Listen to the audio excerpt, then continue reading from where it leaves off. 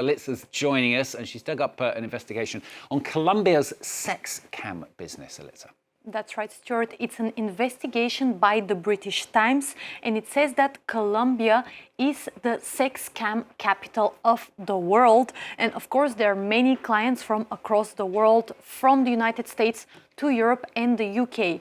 And the people who are using the services often think that they are just watching consenting women in their bedroom, providing a service for money.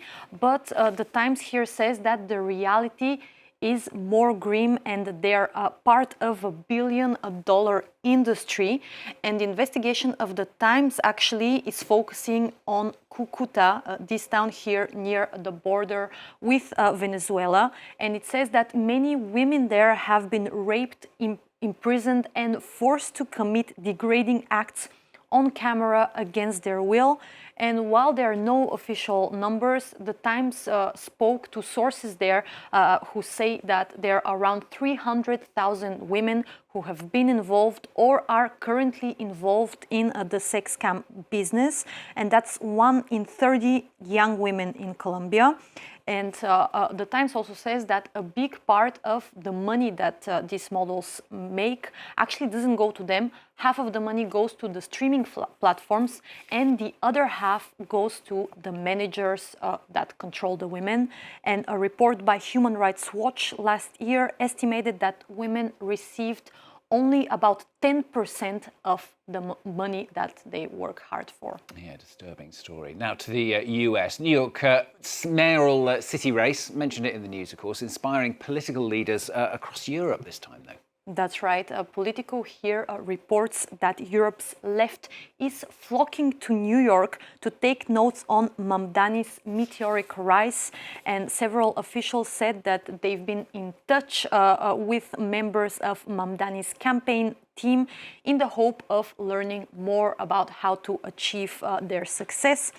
French left-wing Eurodeputy Manon Aubry, for example, was in New York City last week, and the article says that his success has sparked a newfound sense of optimism among left-wing politicians across Europe. And what they are wondering in particular is whether his focus on affordability issues will work also on European cities and regions, Stuart. Now, we're going to stay in the US for this next one. Moving to a slightly different topic, though. Donald Trump's latest White House renovation project has sparked controversy online. This is the latest one, isn't it?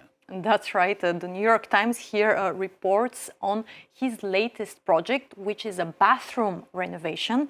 And it's the classic Lincoln bathroom. And he has decided to go all in and decorate it fully in marble and gold. And of course, President Trump is very proud. So he shared more than 24 pictures on his Truth social account. We can see really how, well, everything is decorated, and Trump said that the new design was very appropriate for the time of Abraham Lincoln.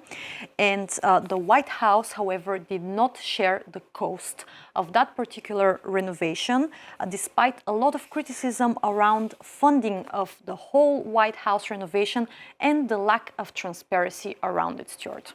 Just time for some sports news. An interesting practice gaining momentum, this is. Yeah, that's right. And that practice is chess. That's what French sports magazine L'Équipe here reports. It says that more and more NBA stars like Derrick Rose and Victor Wembanyama play chess in their free time because it helps them to work on different skills like strategy, decision-making, and anticipation. These are, of course, skills that are crucial in chess, but also in the NBA world. And the paper says that there is a total revival of the very traditional game, which perhaps proves that well-established methods are often better than new ones, Stuart. And finally from Alitza, a new type of museum guide has been a huge hit in Germany. What's this about? Yeah, a grumpy one. A grumpy one? A grumpy one, okay. That's what The Guardian says. So his name is Karl Brandy. Look, even here he looks very, very grumpy. And he's actually a performance artist, and the character that he plays is an aggressive art historian. So basically what that is all about is visitors pay for a 70-minute visit of Düsseldorf's Kunstpalast Museum. And they are mocked by Karl Brandy, who also mocks the art, the curators. He doesn't let them sit down. Basically, if they sit down, he's like, what are you doing, guys? And despite that, or maybe thanks to that, his visits have been a massive hit. It's completely sold out.